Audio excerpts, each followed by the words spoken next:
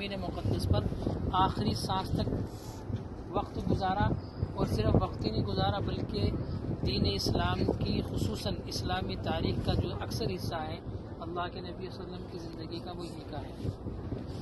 جتنے مارکے، جتنے غزوات، جتنی جنگیں ہوئی ہیں آپ صلی اللہ علیہ وسلم نے یہی سے ہی لڑی، اور اسلام کو جو قوت حاصل ہوئی وہ مدینہ المنورہ میں آ کر ہی قوت حاصل ہوئی ہے۔ یہاں آنے کے بعد جوق در جوق جو ہے مسلمان لوگ آتے تھے اپنے اپنے، کوئی بصرہ سے، کوئی کوفہ سے، کوئی یمن سے، وہ دور دور علاقوں سے، جہاں جہاں تک اللہ کے نبی صلی اللہ علیہ وسلم کی خبر پہنچتی تھی تو جوق در جوق پورے قافلے کے قافلے مدینہ المنورہ میں آتے تھے اور اسلام قبول کرتے تھے۔ تو آج ہم اس میدان کے اندر ہے جو اسلامی تاریخ میں بہت اہمیت کا حامل ہے، جو آج ہم جو ہے احد کے میدان میں ہے، ہمارے پیچھے ہر طرف بہت پہاڑ ہے، جس کے بارے میں اللہ کے نبی صلی اللہ علیہ وسلم نے فرمایا کہ احد ہم سے محبت کرتا ہے اور ہم احد سے محبت کرتے ہیں۔ اور دوسری بات اس کی سب سے خصوصیت یہ ہے کہ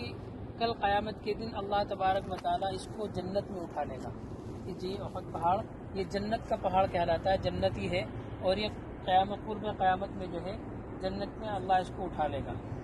اور ہماری اس کی تاریخ یہ ہے، اسلام کی دوسری جو جنگ ہوئی ہے، جو عظیم جنگ کہلاتی ہے، جس میں مسلمانوں کو بہت بڑا خسارہ ہوا، اور اس سے بھی زیادہ بڑی بات کہ خود آپ اللہ کے نبی صلی اللہ علیہ وسلم سخت زخمی جس جنگ میں ہوئے وہ جنگ یہی جنگ احد میں ہوئی۔ اسلام کی دوسری جنگ تھی، سب سے پہلی جنگ تھی جنگ بدر۔ چونکہ اللہ تبارک و تعالیٰ نے بدر میں جو ہے کفار مشرکین کو، مکہ کے مشرکین کو بہت یعنی ذلت والی جو ہے ان کو ہار دی تھی، تو وہ جو ہے بوکھلائے ہوئے تھے، کیونکہ اس سے پہلے ان کو اپنی طاقت پر بڑا ناز تھا۔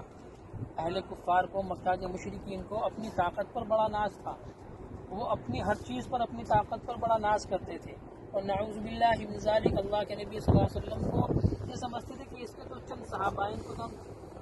چٹکی میں جو ہے مٹا دیں گے، نعوذ باللہ، لیکن وہ یہ بھول گئے تھے کہ یہ نبی جس رب کی دعوت کو، جس رب کے دین کو لے کر کے پہنچا ہے، وہ رب سب سے بڑی طاقت والا ہے، اس کے لیے کوئی اسباب معنی نہیں رکھتے، اور رب ایسا رب ہے کہ تمام اسباب ہونے کے باوجود جس کو ذلت دینا چاہتا ہے، ساری دنیا مل کر کے اگر اس کو عزت دینا چاہے تو نہیں دے سکتے، اور جس کو عزت دینا چاہے ساری دنیا مل کر کے اگر اس کو ذلت دینا چاہے اس کو نہیں دے سکتے۔ وہ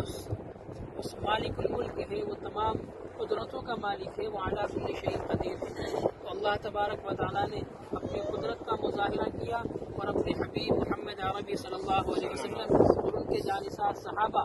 کو اللہ تبارک و تعالیٰ نے بے سر و سامانی ہونے کے باوجود ان کو جو ہے اللہ تبارک و تعالیٰ نے بہترین فتح نصیب فرمائی۔ تو جنگ بدر ہونے کے بعد کفار مشرکین، اہل مکہ کے مشرکین جو ہے بوکھلائے ہوئے تھے اور بہت بڑی ذلت کو اٹھا رہے تھے، اور تو انہوں نے دوسری جنگ کرنے کا ارادہ کیا، اور یہ سوچ کر کے کہ اب کی مرتبہ ہم جو ہے ان کو مسلمانوں